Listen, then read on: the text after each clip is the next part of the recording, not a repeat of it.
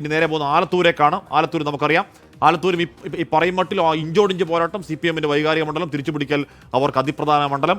S Shyamkumar ചേർന്നുണ്ട്. Shyam, ഏറ്റവും ഒടുവിൽ കണ്ട ഒരു എക്സിറ്റ് പോൾ സർവേയിൽ UDF-ന് 41%, LDF-നും 41%. ഇഞ്ചോടിഞ്ച് എന്ന് പറയുകയാണ് ആ സർവേ. അതെന്തായാലും അവസാന മിനിറ്റിൽ ക്യാമ്പുകളുടെ കണക്കുകൂട്ടൽ എങ്ങനെയാണ്? നാളെ എത്ര സമയത്തിനകം ആദ്യ സൂചന? ശ്യാം, ഒരു പ്രവചനത്തിന് ഈ ഘട്ടത്തിൽ തയ്യാറുണ്ടോ ആലത്തൂരിന്റെ കാര്യത്തിൽ? തീർച്ചയായും ഞാൻ ഒരു പ്രവചനത്തിന് തയ്യാറാകുന്നത് ഈ മണ്ഡലത്തിൽ സ്ത്രീ വോട്ടുകൾ നിർണായകമാകും. അത് നാളെ രാവിലെ ഒരു 9 മണിയോടുകൂടി ആ ചിത്രം നമുക്ക് മനസ്സിലാകുമെന്നുള്ളത് തന്നെയാണ് ഞാൻ കണക്ക് കൂട്ടുന്നത്. കാരണം ഈ തെരഞ്ഞെടുപ്പിന്റെ ആദ്യഘട്ടത്തിൽ നമ്മളിവിടെ വരുമ്പോഴൊക്കെ CPM-നോട് പറഞ്ഞിരുന്നത്, CPM ഉറപ്പിച്ചിരുന്നത് ഏകദേശം 1.5 ലക്ഷം വോട്ടിനെങ്കിലും ഈ മണ്ഡലം പിടിക്കും, അതിനുവേണ്ടി മാത്രം പണിയെടുക്കുക എന്നുള്ളൊരു നിർദ്ദേശമായിരുന്നു. കട്ടയ്ക്ക് പോരാട്ടം നടന്ന മണ്ഡലമാണ്. പക്ഷെ തിരഞ്ഞെടുപ്പിന് ശേഷം ഏറ്റവും അവസാനം വരുമ്പോൾ അതേ ഫലം നിൽക്കുന്നു. കാരണം ആരും അങ്ങോട്ടും ഇങ്ങോട്ടും വിട്ടുകൊടുക്കുന്നില്ല എന്നുള്ളതാണ്. ഭൂരിപക്ഷം വന്നാൽ പോലും ഒരു 15,000-ന് മേളിലൊക്കെ പോകുമോ എന്നുള്ളത് പോലും സംശയമുണ്ട്. പക്ഷേ രണ്ട് ക്യാമ്പുകളും വളരെ സജീവമാണ്. നാളെ 9 മണിയാകുമ്പോൾ ഏകദേശം ആദ്യ ഫല സൂചനകൾ എങ്ങോട്ടാണ് ആലത്തൂരിന്റെ ട്രെൻഡ് എന്ന് മനസ്സിലാക്കാം. പക്ഷേ സ്ത്രീ വോട്ടുകൾ ഇത്തവണ ഈ മണ്ഡലത്തിൽ നിർണായകമാവും എന്നുള്ളത് 100% ഉറപ്പാണ്.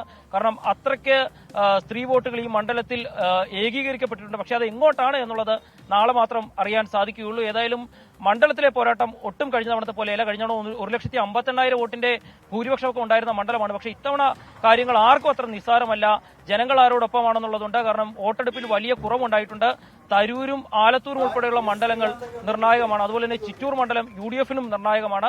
അങ്ങനെ ജനങ്ങളുടെ മനസ്സ് ആർക്കൊപ്പം എന്നുള്ളത് നാളെ അറിയാം. പക്ഷേ ആര് ജയിച്ചാലും അത് ഒരു വാശിയേറെ പോരാട്ടത്തിന് ഒടുവിൽ മാത്രമായിരിക്കും ഉണ്ടാകുക. ഏകപക്ഷീയമായ ഒരു ജയം ഏതായാലും ആലത്തൂരിൽ ഉണ്ടാകില്ല എന്നുള്ളത് തന്നെയാണ് എന്റെ കണക്കൂട്ടൽ. ഞാൻ ഇപ്പോഴും തുടക്കത്തിൽ തന്നെ ചില സൂചനകൾ നൽകിയിരുന്നു. ശ്യാം തുടക്കത്തിൽ പറയുന്നത് നിർണായകമാകും എന്ന് വെച്ചാൽ അതിൽ ചില സൂചനകളുണ്ട്.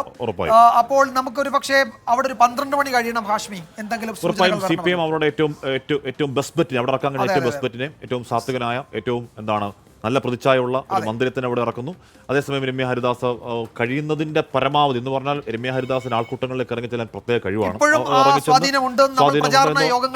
ഉറപ്പായും കണ്ടതാണ്. അപ്പൊ അങ്ങനെ ഒന്നും പറയാൻ കഴിയ സാഹചര്യം എന്ന് പറഞ്ഞാൽ നമ്മുടെ ആശങ്ക എങ്കിൽ ആകാംക്ഷയുടെ മാബിനിയുടെ മെർക്കുറി ലെവൽ ഉയർത്തുന്ന പ്രധാന മണ്ഡലങ്ങളിൽ ഒന്ന് ഉറപ്പായും ആലത്തൂർ കൂടി. വിധി ദിനത്തിൽ 24 മാജിക് ജൂൺ 4 ചൊവ്വാഴ്ച രാവിലെ 5 മണി മുതൽ 24-ൽ.